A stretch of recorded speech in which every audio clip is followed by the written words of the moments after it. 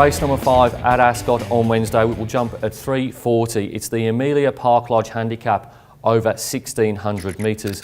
And in replay, let's take a look at the last start performance of Hoodlum Thunder.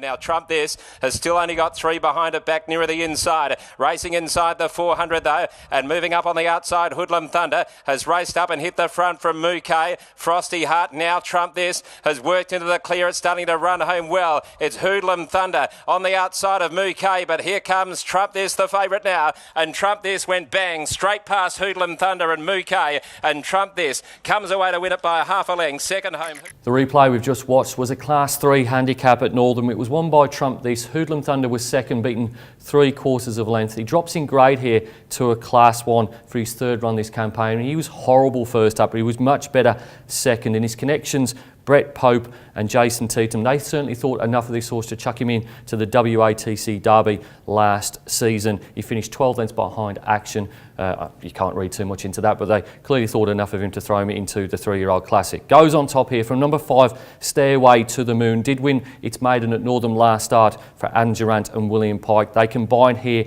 at Ascot on Wednesday, and certainly is one to watch here, this daughter of Blackfriars from Walk to the Moon. Number 4, San Crespino, will probably be the leader here. There doesn't appear to be a great deal of speed. Jumps from barrier number 1. Alan Kennedy rode it last start when he was third behind No Ordinary Girl at Bunbury. Prior to that, had beaten Spirited Schnitzel to break its maiden at Pinjarra Park. And then down the bottom, interesting runner, number 9, Rahiba Las Vegas. Gear change of the blinkers off. Sean McGruddy sticks. He rode it at Bunbury last start. It wasn't a Class 3. Drops back to a Class 1 here. And it's having its 4th run this campaign. Top selection in race number 5, going with number 1, Hoodlum Thunder, to beat 5, Stairway to the Moon, 4, San Crespino, and 9, Rahiba Las Vegas. Race number 6 at Ascot on Wednesday will jump at 4:10. It's the C Corp handicap over 1,500 metres. In replay, we're going to go back to the 13th of October and the last start of Time to Hunt. Wide Salon du Cheval inside the 300. Bow Count called upon by Hill. Let Arc Extreme Rebellionaire further back. Kia Aura Star Salon du Cheval. It's Bow Count in front nearing the 100. Rebellionaire, Arc Extreme, Kia Aura Star, Salon du Cheval, the widest of them. Salon du Cheval lunging, grabbed them, got up Salon du Cheval. Salon du Cheval. The Pierce brothers, Daniel and Ben, have given Time to Hunt nearly 2 months off since that last run that we just saw in replay. Willing to put a pen through that. That was over 1,675 metres behind Salon du Cheval in a graduation race. Prior to that was in the 2J Cup. He's probably coming out of a few tougher races, and he's 1 from 1 over 1,500 metres. Like him dropping back in trip here, having been freshened up, goes on top. From number 3, Sebring Spy, was behind Royal Statue 2 starts ago, and then behind the same horse again last time out. Was beaten a very long way in the most recent one, but he is down in grade from a 66 plus down to this 56 plus handicap, and he may well bounce back third up. Number 1, Misty Lad, will certainly be on the speed from barrier number 2. Gets a claim. Paul Harvey's ridden it in his last 2 rides, but now Emma Stent goes aboard. Claims 3, down to 56.5. Not a massive fan of this horse, but he will be in it for a long way, you'd think, and he's another one dropping in grade. And then number 7, Crystal Valley. Could have made a case for a last start behind Nordic King. Was beaten 2 lengths in a graduation handicap. Drops back into midweek grade here and did win 5 starts ago in a Class 3 at Northern. Top selection in race number 6, going with number 4, Time to Hunt, to beat 3, Sebring Spy, 1, Misty Lad, and 7, Crystal Valley.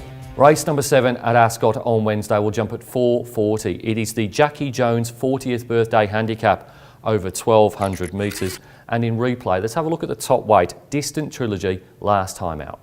The Andes kicks a length and a half together. We dream at the 300. Chest and Fly with an inside run. Flower of Scotland joins in. Vermont Lady, Distant Trilogy, Fair Nikita behind those. Snow Blossom threading away through. Down the outside, Vermont Lady, Flower of Scotland have come together at the 100. Flower of Scotland, Vermont Lady the outside. Might have got the bob, Flower of Scotland. Jason Brown was the jockey in the replay race. He gets off on Wednesday, and Fiona Bell jumps back aboard. Had ridden Distant Trilogy in both of its previous 2 starts, when second at Ascot and second at Bunbury. The replay race was a heat of the regional championship, the road to Ascot. Distant Trilogy finished 4th in that race, and if you go through his form behind the likes of Vermont Lady, Pearls and Prawns, Miracle Man and Dawn Armada, it's certainly good enough to be winning a Class 1 handicap, and drops significantly in grade on Wednesday. Goes on top Also dropping in grade is number 6, Scarlet Missile. Gets a gear change of the blinkers on. Has got the one of the outside gates here, gate number 11. Comes out of the northern heat of the regional championship. She's 4th behind Fine Scent from the stablemate, from the same stable.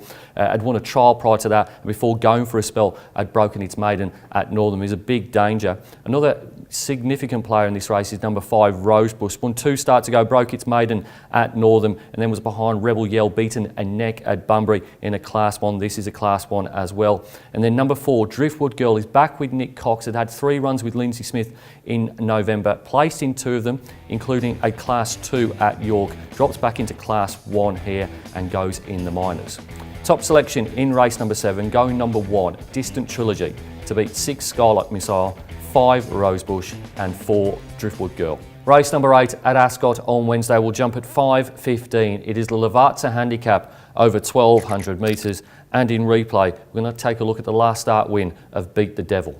Dakota's a corner and Royal Archie in the straight, racing inside the 450. Beat the Devil's got a good break, leads by 1.5. Second, Tycoon Legend. Arsino starting to come through in the centre as well, and Poor Fario is down the outside. Beat the Devil races to the 200. It's nicely clear. Arsino's giving chase, but Beat the Devil's got a good break. Arsino's starting to run home gamely now. It's after the leader. Beat the Devil in front of Arsino and Global Reset. Beat the Devil hanging on. Beat the Devil won a long neck. Beat the Devil is pretty well related by WA standards. He's a brother of Falcon Crest, who's won black type races for the same connections. He's unbeaten in his 2 starts on good ground, and his Northern win that we saw in replay rated quite highly. So he has had 3 wins on wet ground for just a 1 minor placing. I think dry ground might be the trick to this horse, and he goes on top. From number 6, Checkers, who's having a new lease of life with Monica Tyson, previously beat Neville Parnham. She's tried him over 1,000 metres in his first 2 runs after winning a trial at Lark Hill, and he's run quite well. He finished 3rd at Ascot in a similar race to this,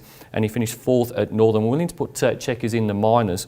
Number 2, Cramden, and number 10, Mylena, complete the top 4. They come out of the same race that Mylena won at Bunbury. Taylor Stone keeps the ride aboard Cramden, gets a decent gate here. Barrier number 3 having been wide last start.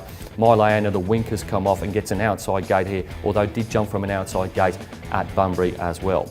Top selection in race number 8, going with number 8, Beat the Devil, to beat 6, Checkers, 2, Cramden and 10, Mylena. It's now time to nominate my best bets on the Ascot card, going early and then going late. Race number 1, number 2, Archant. I think the blinkers last time transformed this galloper, and I think he can make all in the opener. And then in race number 8, Beat the Devil, the dry track being the key to this horse. I think he can make it 3 from 3 on a good surface. It's easy to stay up to date with everything that happens at Perth Racing. You can log onto our website, or you can follow us on one of our social media channels. Until next time, bye for now.